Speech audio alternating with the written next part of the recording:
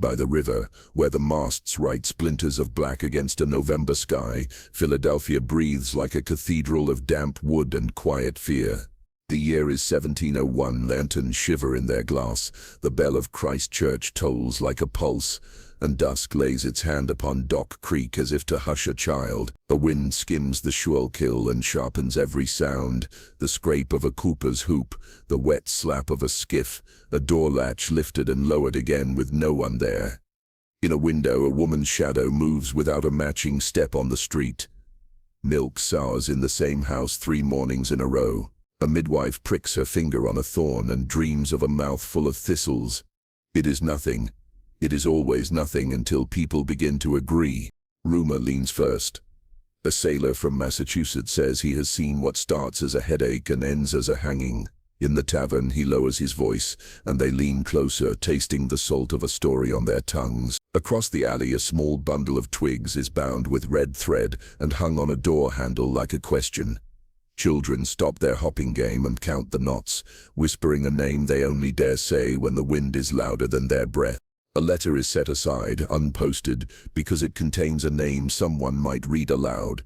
An apothecary closes early because the smell of alder bark has begun to feel like someone else's breath on his neck. The city's newness, its streets with promises for names, feels older suddenly. An inheritance opened too soon. The pages damp and stuck together. And somewhere under all of it, in the legid calm of a meeting house, men and women sit in a circle and wait for a light that does not flicker. The world has learned the taste of panic, and the city knows it could be swallowed in one gulp. But Philadelphia carries another word in its mouth, an awkward, stubborn word: mercy. This is the story of how fear gathered like kindling, how it nearly learned the language of flame, and how a city, for one held breath, decided what it was willing to burn to feel safe. Philadelphia, in 1701, was still a city learning the sound of its own name. Streets were straight, but the footsteps on them wandered. Maps promised order, yet the river kept its own crooked counsel. The Delaware carried ships from lands older than the city's memory, their hulls sweating secrets into the wharves. At night, when the tide crept inward, Dock Creek smelled of iron and rotting wheat, and shadows deepened in the corners of warehouses until they felt like sealed doors. That autumn was colder than it should have been. Lamps burned earlier, and their light bent through the oily glass like candlelight in a drowned church. And in a row of houses near the docks, something began to coil itself quietly through the routines of the people who lived there. It began small, milk curdling in the churn before the dasher had even turned. Loaves that fell in the oven as though startled, a cow that when the pail was pressed against her, lifted her head and stared toward nothing, her eyes dulled as if she were listening to a whisper no one else could hear. Such things had happened before, in other seasons, to other families. But this time there was a pattern, an invisible thread tying each mishap to the next. A grammar of misfortune. The first to notice was Ruth Calder, the midwife, whose hands had caught more children than she could name. "It's moving between houses," she said quietly to the cooper one evening, the two of them standing just far enough from the lantern's reach that their faces were shadows. The cooper frowned. "It?" Ruth only glanced toward the river, where the light on the water shivered as if in agreement. The Quakers in Philadelphia liked to think themselves immune to the fevered thunder that had consumed Salem less than a decade earlier. In their meeting houses, silence was the shield, patience the weapon. But fear does not always shout. It can hum through the bones of a street, softly enough that people mistake it for thought. The Charter, under William Penn's hand, promised dignity, rights, fairness. Yet dignity is no talisman against the night. At the lintels of certain houses, faces began to appear, just tricks of the wood grain, perhaps, but too human to ignore. Rafters seemed to hold names in their crossbeams, names no one spoke aloud. People began to look over their shoulders more often in the lamplight. One evening, an English merchant named Henry Barlow stopped Ruth in the lane. His coat was damp from the fog coming off the Delaware. "My bread collapsed again," he told her, half in jest, half in warning. "I had the oven just as my wife's mother taught me.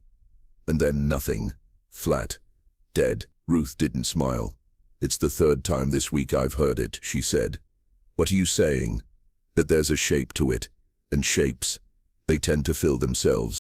The word witch was not spoken, not yet, but it lived in the pauses between sentences, in the press of lips, as one neighbor passed another. In Puritan Massachusetts, the word would have been hurled like a stone by now. Here it rested on the table untouched, but visible to anyone who chose to look. At the tavern near the docks, a mariner from New England lowered his voice to tell of women who could sour butter with a glance, who could send a man's dreams into a direction he would not choose. "I've seen it break a town in a week," he muttered. "It starts in the milk." "And then?" someone asked. The sailor tapped the side of his throat where the rope would settle. No one laughed. Night by night, Philadelphia shifted in its own skin. The stillness of Quaker faith might hold the line for now, but stillness can be the perfect cover for something quietly advancing. The question in the minds of those who noticed, Ruth, the cooper, the merchant, and perhaps a few others, was not whether something was happening, but whether it would be safer to name it or to pretend not to see. And so the city waited, the way a person waits for a stranger to pass on the road. With head turned slightly away, eyes fixed on the ground, every muscle prepared to run if the stranger decides to stop. It was found just as the day bent open, when the frost still clung to the cobbles and the light had the thin, reluctant quality of a candle burning low. The door belonged to a house in the narrow lane off Duck Creek, its lintel swollen with damp, its boards the gray of driftwood. Hanging just above the threshold was a thing so small it might have been missed by an uncareful glance, a bundle of river straw, bound tight with a length of red thread and pinned into its heart, a single fishbone. It swayed faintly though the air was still. No one claimed it. No one admitted to seeing the hand that placed it there. Ruth Calder, the midwife, arrived first. She was a woman of steady hands and steady eyes, hands that had held the slick weight of newborn life, eyes that had watched it slip away, without faltering. Yet when her fingers closed around the charm, they trembled. It was not fear exactly, but a recognition, the way one might feel touching the wrist of someone whose pulse beats too slowly. "What is it, Ruth?" asked Thomas, the cooper, standing back as if the air around her might burn. "Nothing that belongs here," she said, her voice flat as the river at midnight. "Mischief. Boys from the docks. No doubt, no doubt," she echoed, though she did not believe it. A small crowd formed, their gazes carefully off-center, the way birds will peck at the dirt while their eyes track the shape of a cat. From the back a sailor with pitted cheeks spat into the mud and muttered, "I've seen 'em. Not with straw though, with hair. In Salem." That name, Salem, was a bruise in the air. People didn't touch it unless they meant to hurt. The decision was made quietly. The charm would be destroyed. Behind the house, in a small yard where the frost lingered in the shadows, someone brought out a brazier. The straw caught quickly, the fishbone curling like a finger in the flame. The smell was not what they expected. It was sweet, cloying, almost pleasant, and that wrongness was somehow worse than if it had been foul. People stepped back, as though the air from the brazier was not meant for them. By evening the street seemed quieter. But quiet is not always peace. In that same house, as the lamps were trimmed and the last dishes dried, a child woke from sleep.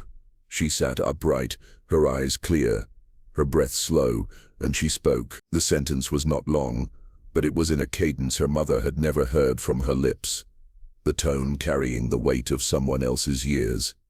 "What did you say?" her mother whispered. The girl looked at her without recognition. "I don't know," she said, and she lay back down. When Ruth was told, she nodded once, briskly, as though confirming something she'd been waiting for. "Fever," she said. "Children speak in odd ways when the body's hot."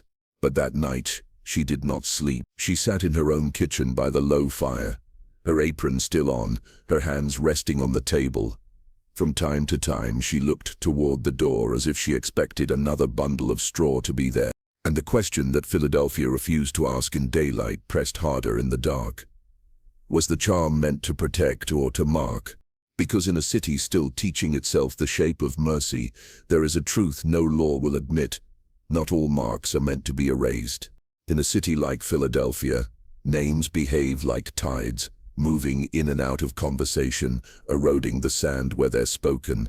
Some names nourish, others leave salt behind. Elspeth Gray's name did both.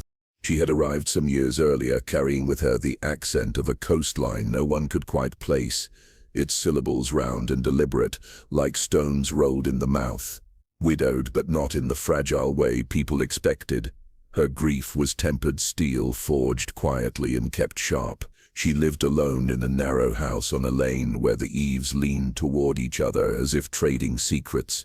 Her only constant companion was a cat, the color of fog, with one ear notched. She spoke to it in a language the neighbors pretended not to hear, a tongue quick as river water over stones, soft and alien, yet met by the cat with slow blinks of understanding. To most, she was simply Elspeth, the woman who made torn things whole again. Her mending was not ordinary. A sleeve repaired by her hand sat better on the arm. A hem she stitched hung straighter than the day it was sewn. It made people grateful and careful. Gratitude in a frightened place has a half-life. It can sour into watchfulness.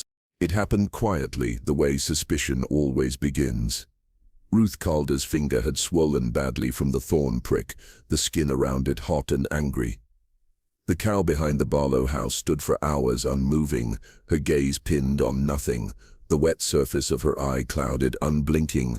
At supper in the Cooper's kitchen, a woman poured herself ale and said, "Perhaps you ought to ask Elspeth." The name fell between them like a drop of dark ink in water. Not an accusation, not yet, but it began to spread. After that, the syllables traveled through market stalls and over wash lines, not spoken loudly but placed gently into the air to see how it would settle. In each repetition there was a testing, an invitation to agree without saying why. Elspeth noticed. In the marketplace, she met each glance without lowering her eyes. Her look was not a challenge, but neither was it surrender. If there was guilt in her, it hid well behind that pale, unreadable mask. She purchased her week's provisions with an almost ceremonial precision. A cone of salt wrapped in paper, a bundle of nettle leaves still damp from the morning harvest, and as always, one lemon bruised at the skin. The grocer never asked why. "You'll not find good lemons here this late in the year," he said once. "It only needs to be good enough," she replied, in a tone that ended the matter. That afternoon the lane was lit in that peculiar autumn way, where the sun is gold, but the air tastes of smoke. A child, barefoot and restless, trailed her from the market. He began to step deliberately where her shadow touched the cobbles, giggling when he caught it for a heartbeat. But the shadow was quick, pulling away like a steppe wind that changes direction without warning. At the turn in the lane, Elspeth stopped and looked back. Not at the boy, but just above his head, as though something else were standing there. The child froze. When he later told his mother, he could not explain why his feet suddenly felt cold. By nightfall, her name was in more rooms than she was, laid down in conversation like a bowl of water in the corner. You didn't have to drink from it, you only had to notice it was there. And Philadelphia, still pretending not to be watching, began to ask itself in the privacy of its own thoughts, do we find the guilty or do we make them? Philadelphia in the closing months of 1701 was not merely English. It was a quilt stitched from the cloth of many continents, the threads running deep into soil, older than the city's own foundations. The Swedes spoke in murmured tones of trolldom, of charms left in barn doors to keep cattle safe from eyes that pulled milk without touching the udder. The Germans arrived with pockets full of powdered herbs and memories of priests who blessed water under moonlight. The English, not yet done with their own private wars with scripture, could argue the soul out of a psalm and back into it again before dusk. They had all crossed an ocean, but none had entirely crossed from the old world into the new. What they carried in their trunks was not just linen and pewter, but the invisible rites, muttered phrases, and protections inherited like bone. The Pennsylvania Germans brought with them the art of Brauche, what some would call powwow, healing stitched together from Bible verses, wild plants, and domestic ritual.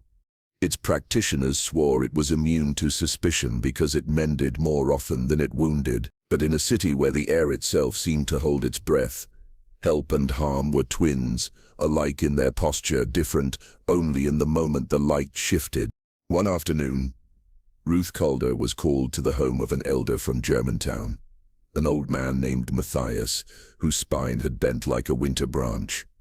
He pressed a folded square of paper into her palm. She felt the dryness of it before she saw the ink lines of curling German script circling a psalm in English, the letters like ants swarming a crumb.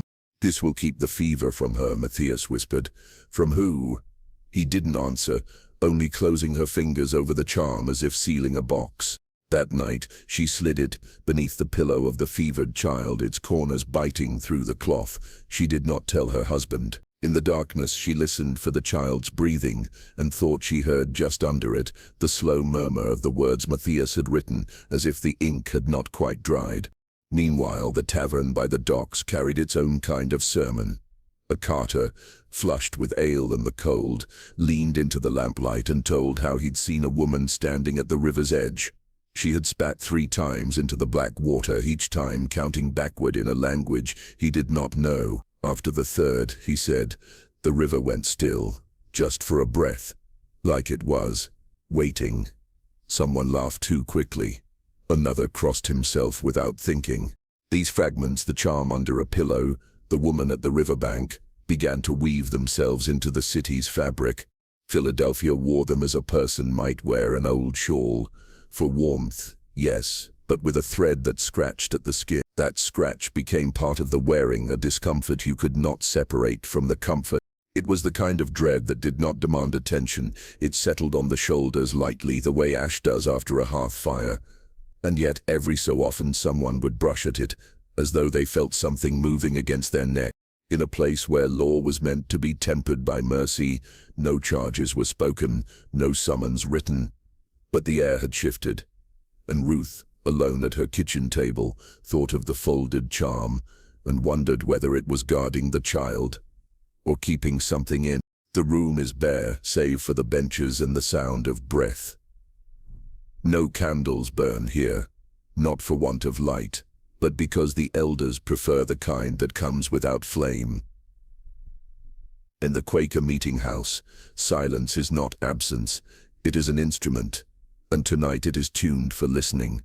The air is cold enough that the wood seems to hold its own voice, the soft creak of centuries folding in on themselves. The soft creak of centuries folding in on themselves. The gathered friends sit still, the floor beneath them a weave of worn planks polished by years of quiet feet. Outside, the wind traces along the walls like a finger skimming the edge of a page.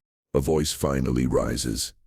It belongs to an elder whose face carries the patience of someone who has seen storms pass without touching the earth. He speaks of the inner light, of the duty to measure every shadow carefully before naming its source. He reminds them that not all spirits that trouble us deserve to be hunted. Some only need to be understood. His words are slow, rounded by the weight of conviction. Then another speaks, younger. His hands are folded, but a tremor in his body sounds in the air like the faint toll of a bell. He does not begin with scripture. He begins with a place. I was there, he says, in Massachusetts. He does not need to say Salem, but he does, once, softly. The word lands in the room like a shard of ice dropped into warm water. No one moves, but everyone feels it, the chill spreading, the quiet becoming heavier. They remember the stories.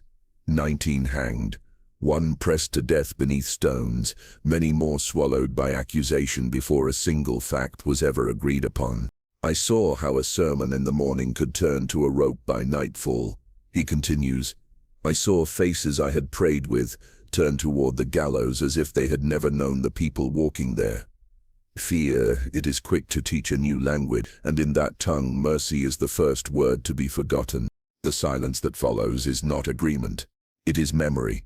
Pennsylvania, by its founding, was meant to resist such theater. William Penn's laws, gentled by conscience, did not hunger for rope and spectacle. Authority here was trained to hesitate, to delay its hand until every measure had been taken. But in this room they understand a harder truth. Hesitation is not the same as safety. One woman speaks, If we turn away too quickly, the thing, whatever it is, may grow in the dark. Another replies, if we turn too quickly toward it, we may see what we expect and nothing more. There is no vote.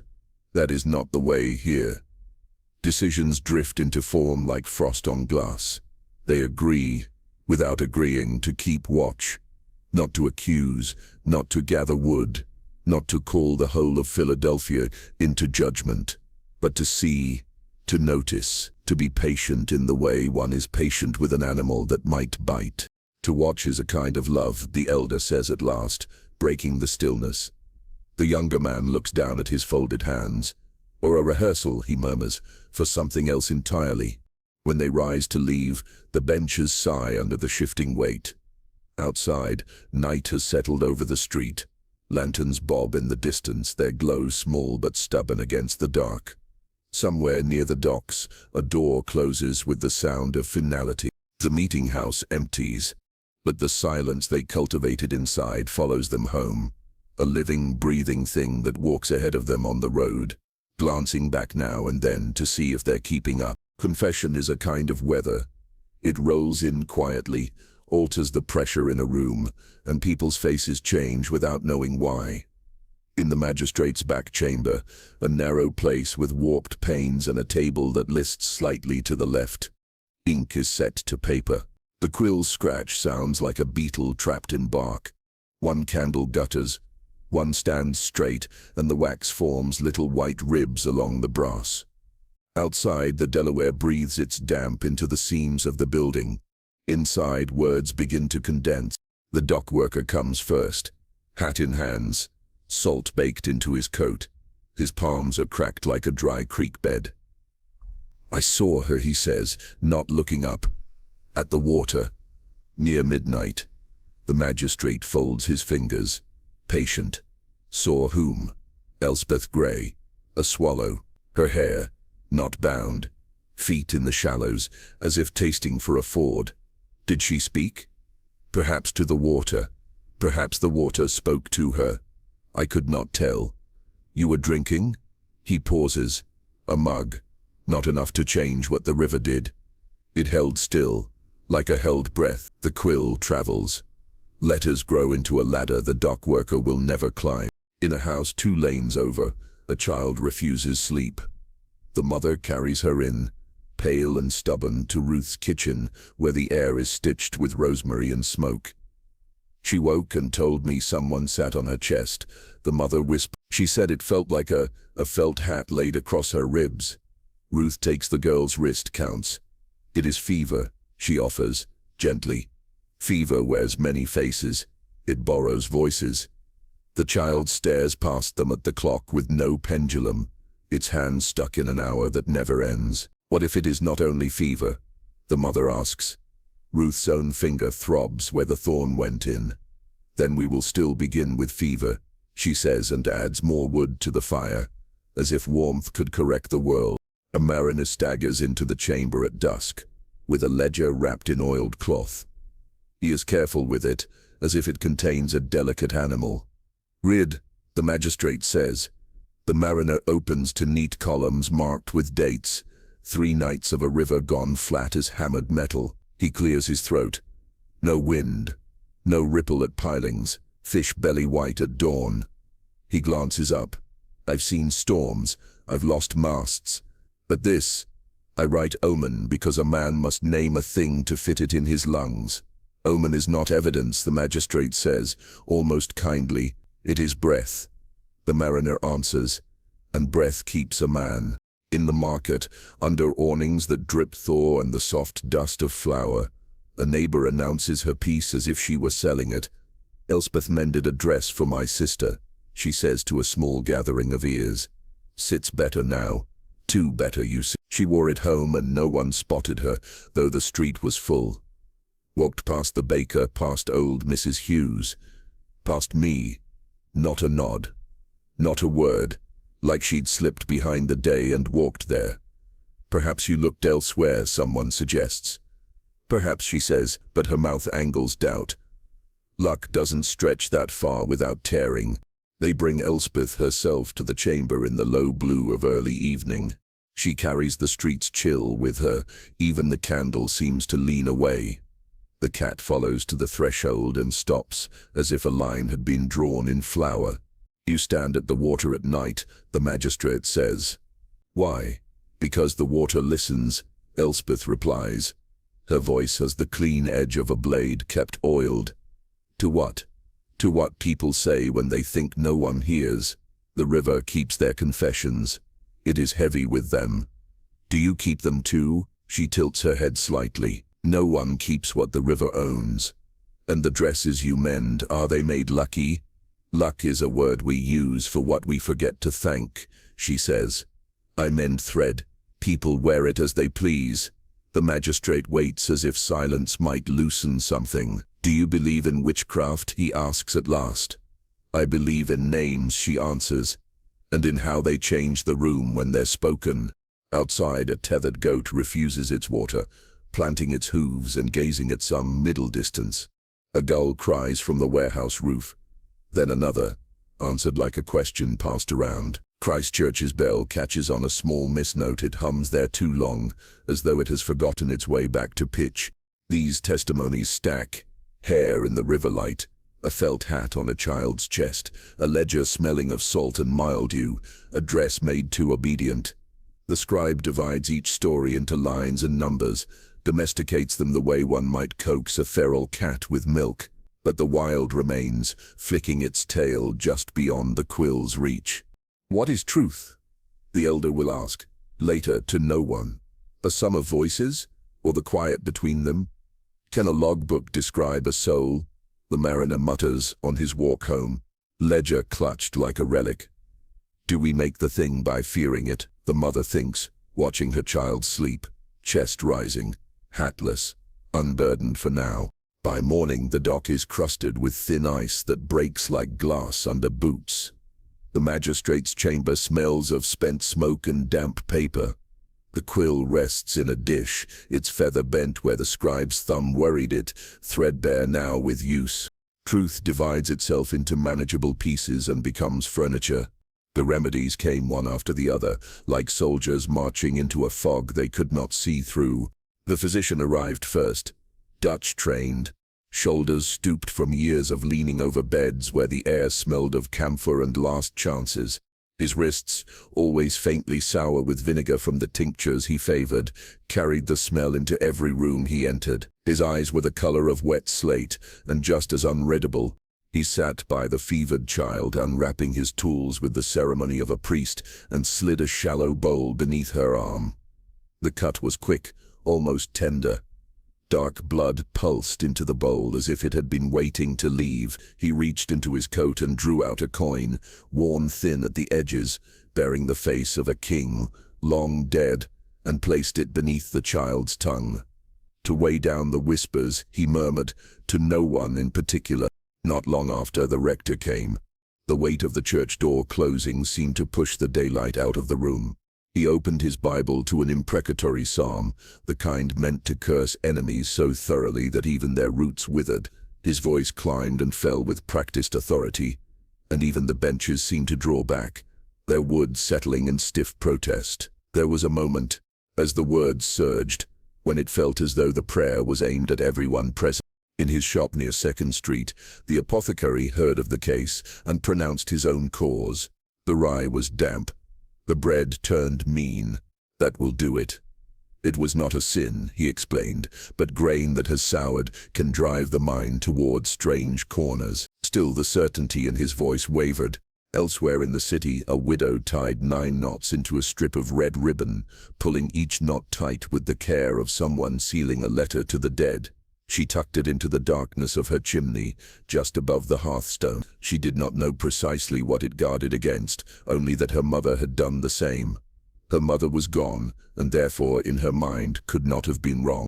The miller, who had no child in fever and no interest in charms, nevertheless, took apart his great millstones and washed them with lye until his hands burned. He said nothing of witches or whispers, but when asked why, he only replied, "Stones remember."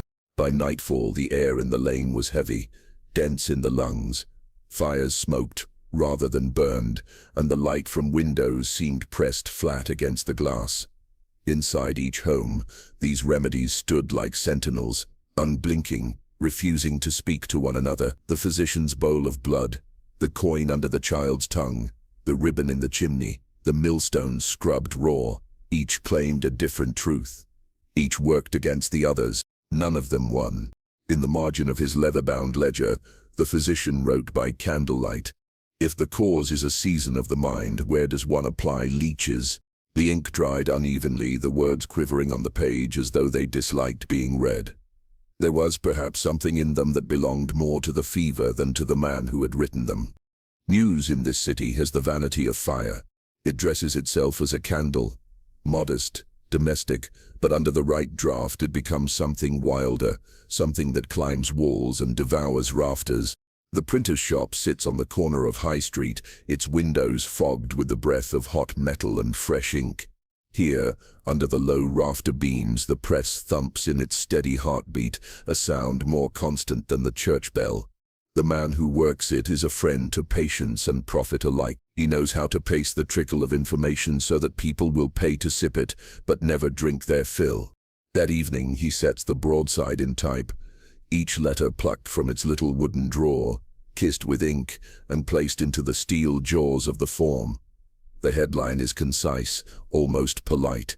"Curious occurrence by the river, woman seen at midnight." Below the details, the straw murmured dock creak, the unbound hair, the water that stilled as though listening.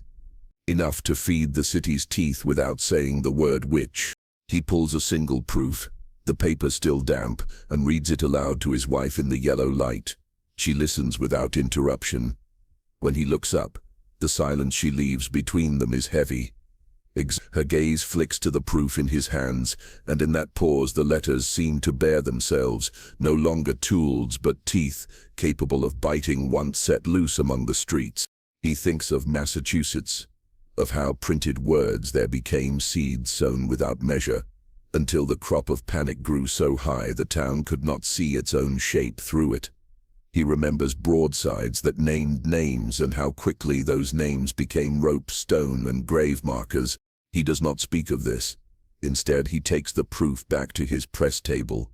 One by one, he breaks the form, scattering the letters back into their compartments, each click against the wood like a bead dropped into a box. A reverse spell. By morning, a different notice hangs on the board outside his shop. Lost, 1 spoon, walnut handle. Found, 1 glove, child size, blue worsted. Harmless, deliberate, faintly ridiculous. The kind of text that fills space but not hearts. The story of the charm and the woman at the water does not vanish. It drifts instead through mouths, slipping from merchant to sailor, from washerwoman to ferryman. Carried in low voices that bend at the edges, it travels slower than print, and in that slowness it deepens, curdles, grows lean and sharp. What could have been pinned to every wall as a single version of truth now wanders unanchored like a stray dog no one dares claim. And in the quiet of his shop, the printer understands the risk. Some stories burn hotter when the match is kept unlit. The man had been content to lurk in corners until now, a half-heard voice leaning toward the darkest edge of the tavern light. But this night, they asked him to speak plainly. Perhaps it was the ale, perhaps the cold, or perhaps the weight of his own remembering that loosened him. He began with numbers, laying them down like ballast in a ship's hull. 59 examined, he said, his voice unhurried. 20 dead before pity remembered its job. The room stilled, the scrape of mugs against tables pausing as if even wood and pewter were willing to listen. He told them how in Massachusetts the litany of names began gently, a list spoken like prayer. But once begun, it wanted to be repeated nightly as though the safety lay not in truth, but in the rhythm itself. A city sings it long enough, he warned, and it'll wear itself down to sticks. Every door, every name, firewood. He was not an evil man. His eyes held no delight in the telling. But he had learned the wrong lesson from the fire. To him, the way to prevent a blaze was not to smother the kindling, but to lay it yourself neatly in a circle, small and controlled. where you could see the smoke and call it safety. The air around him thickened with brine, as if the tide had rolled into the tavern and salted every breath. His certainty was a kind of intoxication all its own, sharp, bracing, easy to swallow in gulps. He drank, and the men around him drank with him, their agreement rising in the warmth behind their faces. Later the crowd thinned, their boots scuffing the frost on the cobbles. The river slept under a skin of moonlight, the masts and rigging black lace against the sky. And in the morning 3 new people came forward, separately, to say they had dreamed. Each dream was the same. A woman walked on the river as though it were glass, her steps leaving no mark, her face too far away to name. Those who told the dream touched their own lips when they spoke, as though measuring the shape of the words. Then, almost unconsciously, they counted their teeth afterward, as if making sure the telling had not stolen one away. Philadelphia, for all its caution, now held the ember between its fingers. Whether it would drop it into the river or into dry grass remained unwritten. The meetinghouse was colder than usual, the kind of cold that made the benches feel carved from ice. Breath hung in the air like faint smoke. The friends sat in their patient circle, the silence stretched taut, until an older man, his coat worn thin at the elbows, rose slowly to his feet. He did not speak at once. His eyes moved over the room, as if measuring whether the ground beneath them was steady enough to hold what he was about to place there. There was a time, he began, when this city put witchcraft in the docket. The words shifted the air. Even the floorboards seemed to lean closer. He told them of Margaret Matson, a Swedish woman accused in 1683 of bewitching cattle, of making milk curdle in its pail. Neighbors had sworn to it, some even claimed to have seen her in spectral form. The charges were carried to the provincial council, and Governor William Penn himself presided.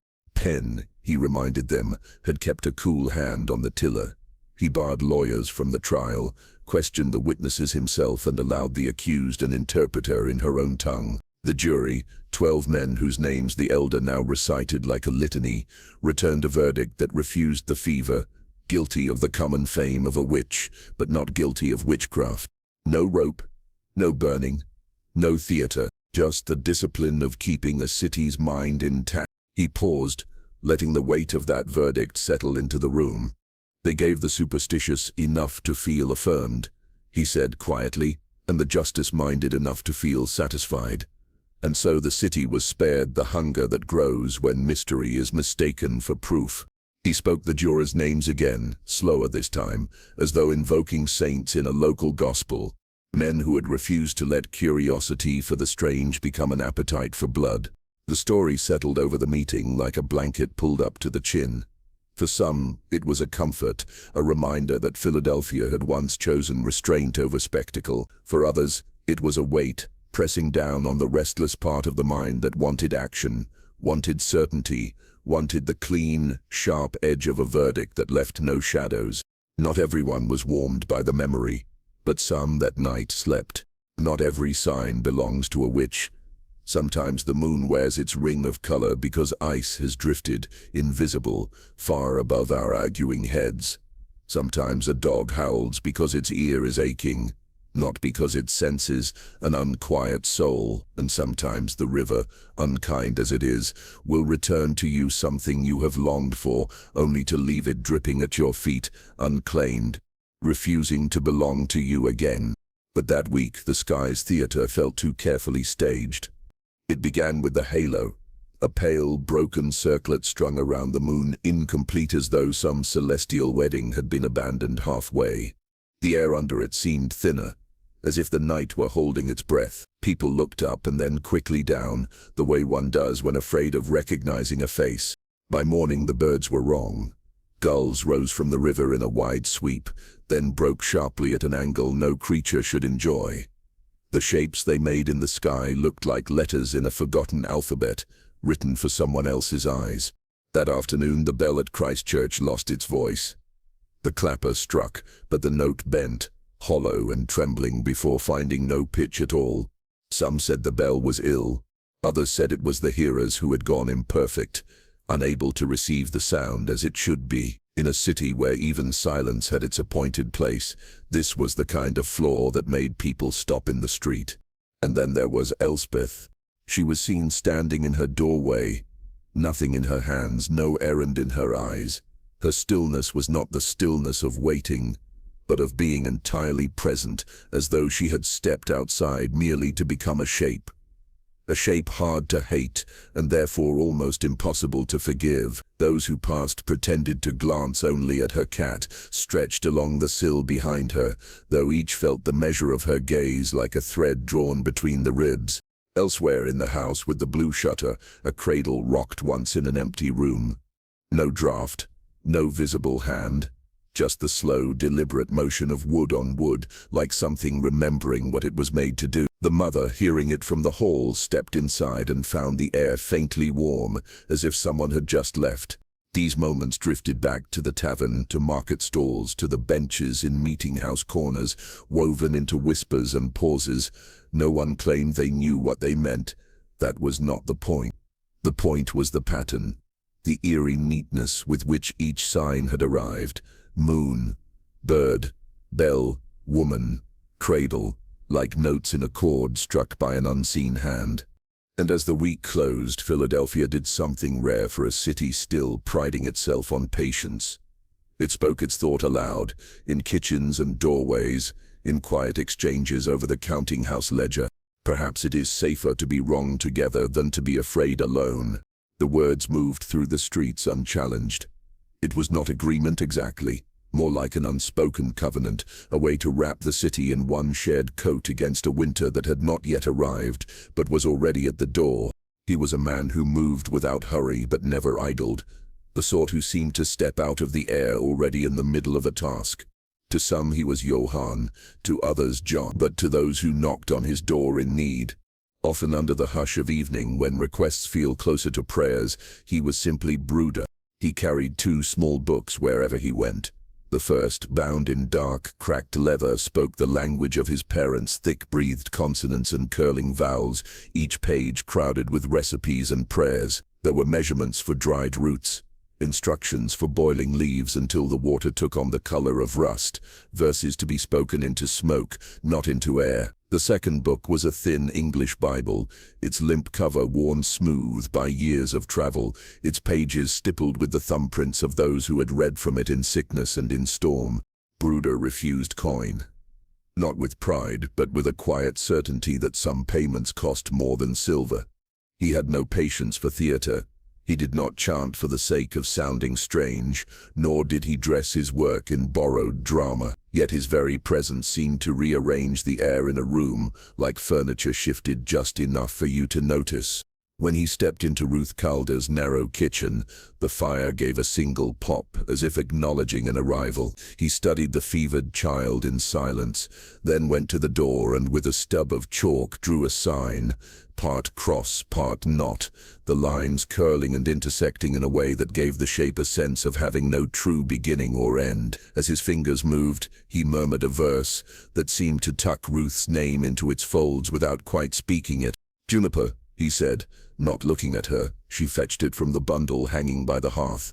At the table, Bruder wrote a letter, but from the last line to the first, each word formed backwards, so that it could only be read in a looking-glass. The letters looked strained, as though disliking their unnatural posture. He folded it tight, bound it with twine, and placed it in the small iron pan that hung over the coals.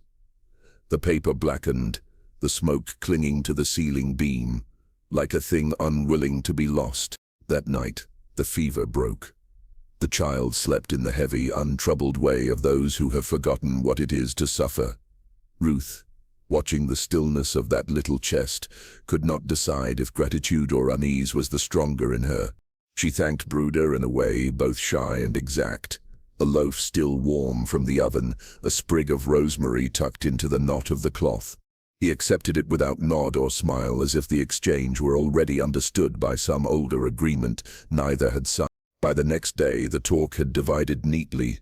Someone called it witchcraft, a word that could still blister the air if spoken in the wrong company. Someone else called it mercy wearing a regional coat, and between these two verdicts lay the truth. perhaps on one side, perhaps on neither. In Pennsylvania, such lines had always been walked. The boundary where belief and suspicion touch and shiver, where help and harm ripple like heat on a road, looking the same until you're standing directly in it, and always, just beyond, the faint glimmer of accusation, not yet flame, but learning the shape of it. The wharf was slick with the brine of an evening tide. The wood dark and swollen from years of bearing weight, it was never asked to understand. The surveyor stood at its edge, his boots planted wide against the slow push and pull of the river. In his hands, a staff, a length of string, and the studied patience of a man who believed the shape of the world could be caught in lines and numbers. He dipped the plum into the water, let it sway until the ripples eased, and marked the drop on his chart. He was mapping not depth but endurance, as though the Delaware might yield its secrets if only its patience were measured precisely enough. Across the city, the Dutch-trained physician held his watch to the pulse of a pale wrist. He counted, lips moving silently, each tick an attempt to tether the invisible to the visible. Numbers, he believed, could climb into a dream, take it by the collar, and drag it back into the body. When the patient's eyes fluttered open, he released the wrist as though it were only a part of some larger equation he had not yet solved. In his rectory, the minister sat at a desk washed in weak light, running his fingers over the wafer-thin paper of Job until they smelled faintly of famine and comfort. He read the verses as if they were incantations dressed in holy cloth. Steadying himself on the poetry of ruin survived, somewhere deep inside he suspected scripture could be an instrument, one that struck the invisible and made it ring out in tones even the afflicted might hear. And in the courthouse the magistrate leaned back in his chair, the law open before him. The ink was dry, the rules orderly on the page, but in his mind he pictured the law itself seated across from him, not as words but as a tired figure who had already done enough and might refuse to rise again if asked for too much. He wondered whether even justice could become weary. Each of these men, surveyor, physician, minister, magistrate, thought the others naive. The surveyor trusted only what could be plotted. The physician only what could be counted.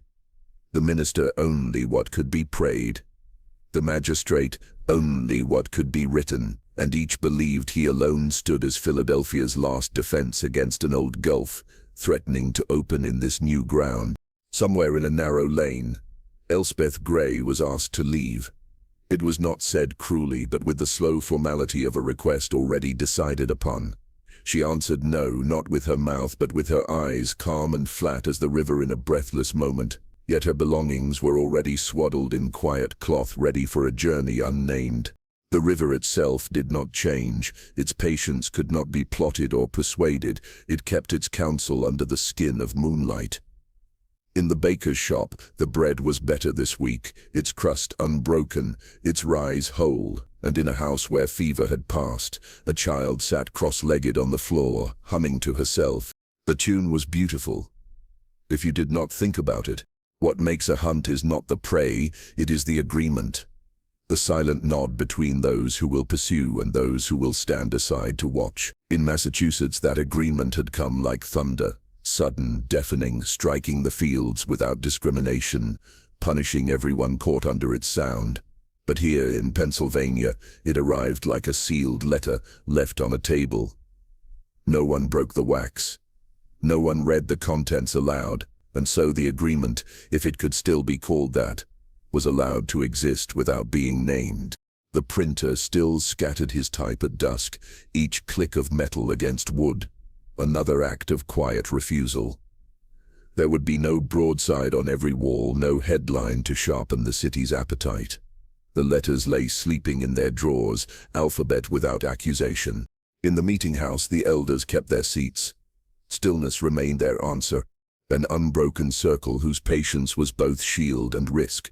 The silence here had become a kind of architecture, the rafters holding it in place like beams. The physician continued to bleed his patients until, one winter morning, he found himself looking at the dark threads swirling in the bowl and realizing, with a sudden, discomforting clarity, that the fever had already broken. He stopped mid-procedure, setting down the blade with the startled expression of a man realizing he's been speaking aloud to an empty room.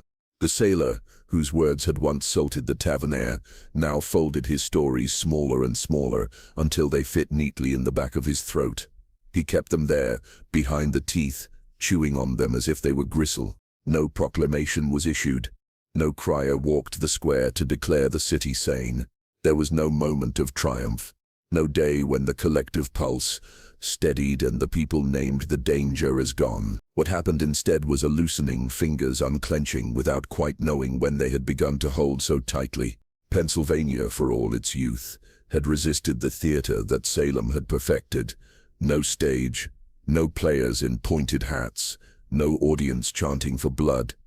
The law here had been trained to hesitate, and mercy was stubborn in its seat. The stage curtains never rose, though the audience had arrived with pockets already weighted with stones. And so the city performed the hardest act of all. It changed nothing.